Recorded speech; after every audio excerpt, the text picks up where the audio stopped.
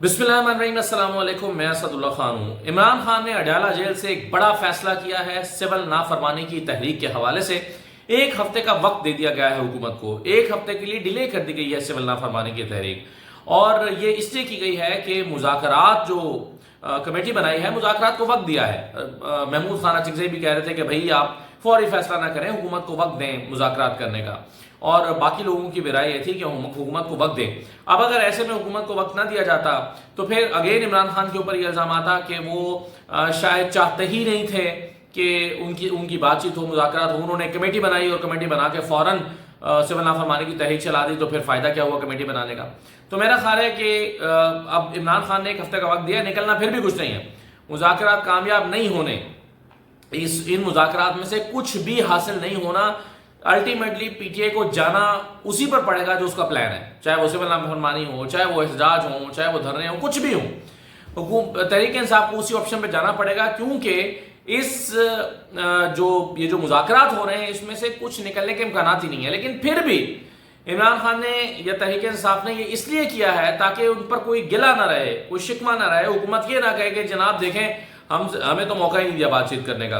और अब इस वक्त हुकूमत जो है वो उसको पीटीआई ने एक मुश्किल में डाल दिया है, क्योंकि हुकूमत ये बात नहीं मानेगी कि मुज़ाकरात किए जाएं। और अगर मुज़ाकरात के लिए वो बैठ भी गई, जैसे कि जिसका इम्कानात ना होने के बराबर है, बैठ भी गई, तो इस मुज़ाकरात से वो चीज़ें हासिल नहीं हो सकती जो तहरीक इंसाफ चाहती है।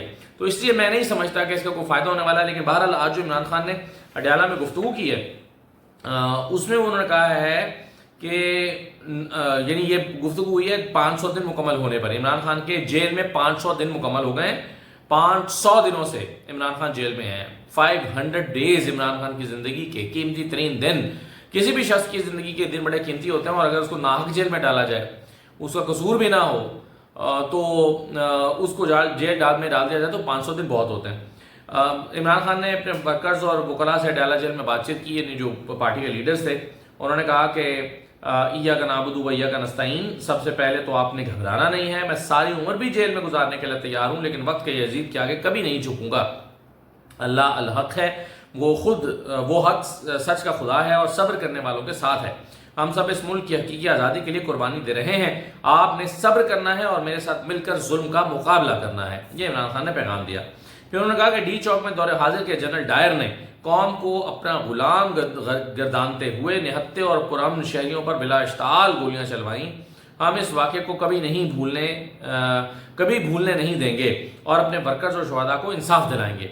इमरान खान ने कहा कि मुझे वर्कर्स और वकला ने बताया कि अभी तक सामने आने वाले 12 शुहदा वो हैं जिन्हें 26 नवंबर को मगरिब से पहले शहीद किया गया, और बाकी लोगों को रात को इलाके की बिजली बंद करवा के गोलियां मारी गई। उनको किधर गायब किया गया है? अभी भी दर्जनों अफराद मिसिंग पर्सन है। मिसिंग पर्सनस को तलाश करना और तमाम डेटा पब्लिक करना हुकूमत की जिम्मेदारी है। मीडिया समेत हजारों लोगों ने अंधाधुंध फायरिंग और बर्बरियत अपनी आंखों से देखी, और इसके बाद अस्पतालों का रिकॉर्ड गायब करने और शहदा की लाशें वरसा को फराहम करने से इनकार की भी मीडिया रिपोर्ट्स मौजूद हैं। वो ये कहते हैं कि जितने लोग शहीद हुए हैं ये मगरिब से पहले हुए हैं, जो कारकुनों ने उठा लिए और लाशों को अस्पताल पहुंचाया। लेकिन वो जो रात को फायरिंग से लोग मारे गए हैं उनकी लाशें गायब हैं, इमरान खान ये मानते हैं। और वो समझते हैं कि उनके बारे में हमें कोई डिटेल्स फराहम नहीं की गई, उसका डेटा नहीं दिया गया।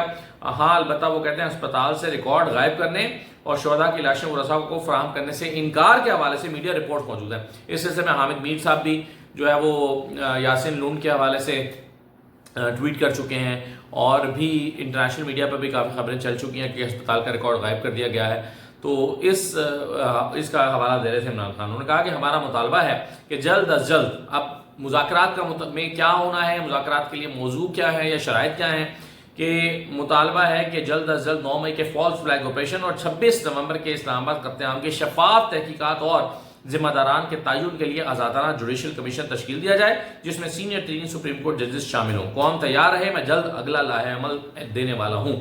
उसके बाद फिर अगला लाहे अमल एक हफ्ते का टाइम हमारे सामने आया है, एक हफ्ते के लिए टाइम दिया गया है सिविल नाफरमानी की तहरीक के हवाले से।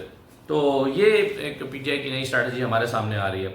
दूसरा देखिए, शाहिद खाकान अब्बासी ने 26वीं आईन तरमीम को सिंध हाई कोर्ट में जाकर चैलेंज किया, और दो उन्होंने इस्तदा की हैं बड़ी। एक तो उन्होंने कहा है कि जुडिशल कमीशन को काम से रोका जाए, क्योंकि ये जो जुडिशल कमीशन है ये बना है 26वीं आईनी तरमीम के नतीजे में, और 26वीं आईनी तरमीम चैलेंज हो चुकी है। सुप्रीम कोर्ट में भी उस पर मुतअद्दिद दरखास्तें आई हुई हैं। चूंकि इस तरमीम को चैलेंज किया गया है तो इसलिए इसका नतीजा आने तक ये जुडिशल कमीशन काम ना करे, क्योंकि ये जुडिशल कमीशन सियासी बुनियादों पर बना है, या इसमें पॉलिटिकल जो सियासी लोगों की अक्सरियत है, एग्जेक्टिव की अक्सरियत है, इस वजह से इसको काम करने से रोका जाए जब तक 26वीं तरमीम का फैसला ना हो जाए। दूसरा, उन्होंने नए जजेस के तकर्रुर पर पाबंदी लगाने का मुतालबा किया कि जब तक ये 26वीं तरमीम पर दरखास्तें सुन ना ली जाए तब तक नए जजेस भर्ती ना किए जाएं, क्योंकि नए जजेस यही जुडिशल कमीशन भर्ती करेगा, और ये जुडिशल कमीशन हुकूमत ने बनाया है और हुकूमत की अक्सरियत से बना है, और इस तरह से हुकूमत ने जजेस के मामले को अपने कंट्रोल में कर लिया है और जजेस की भर्तियों को अपने कंट्रोल में कर लिया है। तो ये सियासी बुनियादों पर भर्तियां होंगी। शाहिद खाकान अब्बासी ये दरखास्त लेकर सिंध हाई कोर्ट गए हैं। अब सिंध हाई कोर्ट क्यों गए हैं ये मैं नहीं जानता, लेकिन यहाँ इस्लामाबाद में भी मुतअद्दिद दरखास्तें आ चुकी हैं, 2 दर्जन से ज़्यादा दरखास्तें। मुमकिन है इसीलिए उन्होंने फैसला किया हो कि अलग से एक अदालत में भी दरखास्त डाली जाए, और सिंध वो जगह है जहाँ पर आईनी बेंच बन चुका है, आईनी बेंच का क़याम अमल में हो चुका है। शायद उन्होंने सोचा हो कि सबने सुप्रीम कोर्ट में चैलेंज किया है तो इस्लामाबाद में चैलेंज किया है, लेकिन चूंकि सिंध में चैलेंज नहीं किया तो सिंध हाई कोर्ट में चैलेंज करना चाहिए, तो वहाँ पर भी चैलेंज हो जाएगा। और दूसरा है कि वहाँ पर भी कॉन्स्टिट्यूशनल बेंच बना हुआ है, तो वो वहाँ पर भी जजेस की भर्तियाँ होनी है, तो ये ना हो। तो शायद खाकान अब्बासी बहरहाल सिंध में जाकर उन्होंने इसको चैलेंज किया है। एक बहुत इंपॉर्टेंट रिपोर्ट हमारे सामने आई है, और ये रिपोर्ट है सीनियर मुशीर IMF के सीनियर मुशीर सईद अहमद साहब। उन्होंने ये आर्टिकल लिखा है और डॉन में आ छपा हुआ है। वो कहते हैं कि मुल्क को 42 अरब डॉलर में पड़ी है, ये जो तजर्बा किया गया है इमरान खान की हुकूमत को ख़त्म करके PDM को लाने का, ये 42 अरब डॉलर का इससे मुल्क की मईशत को नुकसान हुआ है। कितना? 42 अरब डॉलर। पाकिस्तान के ज़खायर कितने हैं? 10 अरब डॉलर। और नुकसान कितना हुआ है? 42 अरब डॉलर का पाकिस्तान को। पाकिस्तान कर्जा कितना मांगता है IMF से 3 साल के लिए? 6 अरब डॉलर। पाकिस्तान दूसरे मुल्कों से कितना मांगता है? 1 अरब डॉलर, 2 अरब डॉलर उधार के लिए कि उधार पे तेल दे दो, और नुकसान कितना हुआ है? 42 अरब डॉलर का। वो लिखते हैं कि सियासी गैर यकीनी के बाइस माली साल 2023 में मुल्क की GDP की ग्रोथ गिरकर -0.17 पर आ गई। माली साल 2022 में GDP ग्रोथ 6.17% थी। IMF के साथ ये जो साबिक मुशीर हैं सईद अहमद साहब, इन्होंने फिगर शेयर किए हैं, यानी 22 में जब इमरान खान की हुकूमत को ख़त्म किया गया 6.1% ग्रोथ थी, 6.17% या तकरीबन 6.2% आप कह सकते हैं राउंड करें तो। लेकिन वो अगले साल 2023 में कम होकर कितनी हो गई? -0.17। तो और फिर वो कहते हैं कि 2022 में GDP, यानी इमरान खान की हुकूमत थी तो GDP का हजम 375 अरब डॉलर था, जो माली साल 2023 में कम होकर 339 अरब डॉलर हो गया। यूं GDP गिरावट से 36 अरब डॉलर का डायरेक्ट लॉस हुआ। फिर वो कहते हैं कि अप्रैल 2022 में स्टेट बैंक ऑफ पाकिस्तान के पास ज़र मुबादला के ज़खायर की मालियत 10.5 अरब डॉलर थी, जो जून 2023 के अख्ताम पर कम होकर 4.4 अरब डॉलर रह गई। और यूं वो कहते हैं कि सियासी अदम इस्तेहकाम के बायस होने वाले GDP नुकसान और ज़र मुबादला के ज़खायर में कमी से मजमूई तौर पर मुल्क को 42 अरब डॉलर का मुआशी नुकसान हुआ है। वो कहते हैं कि सियासी गैर यकीनी के बायस मुल्क की मईशत को होने वाले ये नुकसान IMF के मौजूदा प्रोग्राम के साइज का 4 से 6 गुना है, यानी जितना IMF का प्रोग्राम है उससे 6 गुना ज्यादा नुकसान हुआ है पाकिस्तान को सियासी अदम इस्तेहकाम की बुनियाद पर। अगर सियासी खलल ना पड़ता तो कौम इस भारी मुआशी नुकसान से बच सकती थी। सईद अहमद साहब ये लिख रहे हैं, यानी अगर ये तजर्बा ना किया जाता इमरान खान की हुकूमत के खात्मे का तो ये जो 42 अरब डॉलर का नुकसान हुआ है ये नहीं होना था, इससे बचा जा सकता था। ये उन्होंने इस आर्टिकल में लिखा है। इसके अलावा देखिए MQM के ख्वाजा इजहार साहब जो हैं उन्होंने ये स्टेटमेंट दिया। कल डॉक्टर खालिद मकबूल सिद्दीकी जो हैं उन्होंने स्टेटमेंट दी थी कि न जाने कब हम हुकूमत से निकल गए। फिर पता नहीं किसी ने कहा होगा फ़ोन करके कि भाई ये क्या हो रहा है, ये कौन सी हुकूमत से निकलने की बातें कर रहे हो। तो उन्होंने कहा कि नहीं मैंने तो अपनी बात की थी, मैंने तो पार्टी की बात ही नहीं की। भाई आप भी क्यों निकलेंगे? अगर आप तो पार्टी के हेड हैं, तो अगर पार्टी नहीं निकलेगी तो आप क्यों निकलेंगे, और आप निकलेंगे तो पार्टी क्यों बाकी बैठी रहेगी। तो उन्होंने इसको यूं टालने की कोशिश की, नहीं मैंने तो अपनी बात की थी। अपनी भी बात क्यों की थी? अच्छा, MQM के जो ख्वाजा इजहार साहब हैं उन्होंने कहा है कि अगर वादे पूरे नहीं होते तो हुकूमत में रहने का कोई फायदा नहीं है।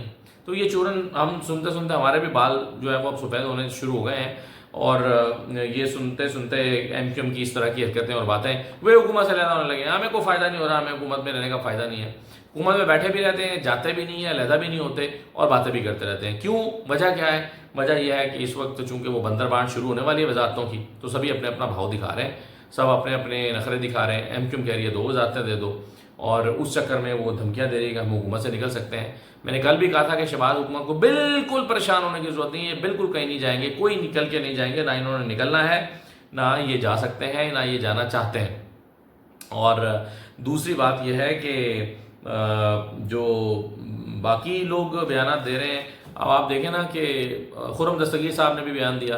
खुर्रम दस्तगीर साहब ने कहा कि जी वोट को इज्जत देने के ये काबिल ही नहीं रहे हैं, नवाज शरीफ से मेरी मुलाकात ही नहीं हो पाती है। तो जाहिर है वो भी मांग रहे हैं कि भाई ये सबको बांट रहे हो, तो मैं भी एक सीनियर पॉलिटिकल वर्कर हूँ, साबिक वजीर रहा हूँ, मईशत की और इकॉनमी और इसके तवानाई के मामला को, एनर्जी के मामला को समझता हूँ, मुझे भी कोई पोर्टफोलियो दो, मुझे भी किसी चीज़ का मुशीर बनाओ। अगर राना सलामुल्लाह को बनाया गया तो मुझे क्यों नहीं बना रहे? तो वो भी अब जो है वो चूंकि उनका राब्ते किसी से नहीं हो पा रहा, तो उन्होंने फिर एक स्टेटमेंट दे दिया। तो उन्होंने स्टेटमेंट दिया तो ख्वाजा आज से बाकी लोग सब अता तारड़ ने भी कहा, उन्होंने कहा कि जी देखें जी, अगर तो उन्होंने बयान देना था तो उनको चाहिए था पार्टी के अंदर बयान देते, और इस तरह ख्वाजा से भी यही कह रहे हैं। तो अब जो वजीर हैं उन्होंने तो जाहिर है यही कहना है। तो आज पार्लियामेंट में आए हुए थे अता तारड़ साहब भी और लोग भी थे, तो ज़रा अता तारड़ साहब को पहले सुन लीजिए कि अता तारड़ साहब ने क्या गुफ्तगू फरमाई है। तारड़ साहब बताइए, खुर्रम दस्तगीर साहब ने कहा कि वोट को इज्जत दो का बयान है जो वो ख़त्म हो गया अब नून लीग का। मैं क्या कह सकता हूँ इस बारे में? नवाज शरीफ साहब से उनकी मुलाकात नहीं आपकी होती रहती है? देखिए 1 साल से मुलाकात नहीं हुई। देखिए बात ये है, जो पार्टी से ना सियासी जमातों के अंदर इख्तलाफ भी होता है, सियासी जमातों के अंदर बहुत सारे मामलात पे डिफरेंस ऑफ ओपिनियन भी होता है, मगर मुझे अगर पार्टी से कोई इख्तलाफ होगा ना तो मैं पार्टी के अंदर रह के उस पर बात करता हूँ।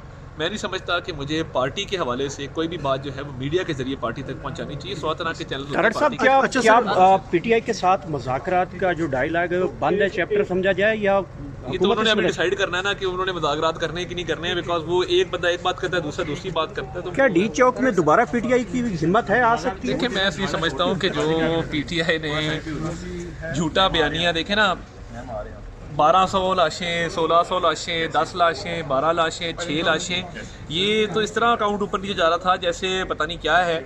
और इन्होंने क्योंकि बिल्कुल झूठ बोला, सियासी तौर पे कमज़ोर हो चुके हैं। और बुशरा बीबी ने जो पथराव करवाया अली अमीन पे जो बोतले लोग मार रहे थे, जो गालियाँ दे रहे थे, जो पथराव कर रहे थे, वो बुशरा बीबी कह रही थी कि हमने डी चौक जाना है, जल्दी करो। तो मैं समझता हूँ कि आपस के इख्तलाफात और नाचाकी की वजह से सियासी शो नाकाम रहा, फिर वहाँ से फरार हो गए और फरार से छुपने के लिए झूठा लाशों का बयानिया बनाया। अच्छा सर, अगर दोबारा क्या कहेंगे कौमी हुकूमत पे? तारड़ साहब आपने कहा पंजाब से 10 बंदे भी नहीं निकले, तो आप जब रुकावटें खड़ी करेंगे, जब लोगों को मार पिटाई करेंगे, गिरफ्तारियां करेंगे, तो फिर लोग कैसे निकलेंगे? बैरिस्टर गौहर की बातें भी मैं आपको सुना देता हूँ। आज जो बैरिस्टर गौहर ने बातें की हैं उसको भी ज़रा आप सुन लें। मुज़ाकरात वो करना चाहते हैं, वो कहते हैं हम हर हाल में मुज़ाकरात करना चाहते हैं, और कुछ और चीज़ें भी कह रहे हैं, ज़रा सुन लीजिए। वो सब बताइएगा मुज़ाकरात की ऑफर पर मुज़ाकरात क्यों नहीं हो रहा है? देखो, मुज़ाकरात की हमारी ऑफ़र मौजूद है और मुज़ाकरात की ऑफ़र कंटिन्यू करेगी, क्योंकि खान साहब ने ही कमेटी बनाई है और खान साहब का ये ऐलान है, इसके मुताबिक आगे चलेंगे। उम्मीद है इंशाअल्लाह ताला 1-2 दिन में कोई पेशरफ्त। सर बताइएगा, सिविल नाफरमानी तहरीक जो होगी वो भूख हड़ताल कैंप की तरह होगी या उसमें कोई फ़र्क महसूस होगा? नहीं, देखो वो तो खान साहब की काल है ओवरसीज़ के, वो हमारे पाकिस्तानियों का इस तरह तो नहीं है। वो पहले फेज़ में वो ओवरसीज़ ही के लिए। सर चेयरमैन साहब, आज 16 दिसंबर है, उस वक्त भी सियासी अदम इस्तेकाम था और साने मशक़ी पाकिस्तान हुआ, और साथ ही साने APS, क्या कहेंगे आप? देखिए, APS पे हमने बयान भी जारी किया। APS एक बहुत बड़ा सख्त सानहा था जो इस मुल्क ने देखा है, लेकिन हमारे बच्चे शहीद हुए, उनकी फैमिली के साथ हमारी दिली हमदर्दी है। और हमारी कौम उस वक्त इकट्ठी हुई थी, अभी भी वक्त है कि दहशत गर्दी के ख़िलाफ़ सारी कौम जो है वो इकट्ठी हो और कोशिश करनी चाहिए कि ये नासूर हमेशा के लिए ख़त्म हो। तो हम उन बच्चों को भी याद करेंगे, उनकी कुर्बानियों को भी याद करेंगे और उनके ख़ानदानों को भी हमेशा याद रखेंगे। आज क्या अदम इस्तेकाम, आप सियासी अदम इस्तेकाम है? देखिए, सियासी अदम इस्तेहकाम तो यही होता है जो मुल्क में शुरू है, जिसकी वजह से आप सारे लोग देख रहे हैं, ये ख़त्म होना चाहिए। महमूद खान का एक बयान है कि अगर ये जो तहरीकें हैं पुरतशद्दद हो जाएं तो फिर उनका जो है वो खात्मा हो जाता है, इस पर क्या कहते हैं? नहीं, देखिए कोई तहरीक जो है पुरतशद्दुद नहीं होने चाहिए। तशद्दुद तो किसी चीज़ का आंसर नहीं है। सिविल नाफरमानी तहरीक के हवाले से तहरीक इंसाफ अबहम का शिकार क्यों है सर? नहीं, कोई अबहम नहीं। तो ये थी जी कुछ लोगों की राय, कुछ मेरी राय, कुछ पॉलिटिकल फ्रंट पर होने वाली अपडेट्स और डेवलपमेंट्स। मजीद बात करेंगे अगले व्लॉग में। इजाज़त दीजिए, अल्लाह हाफिज़।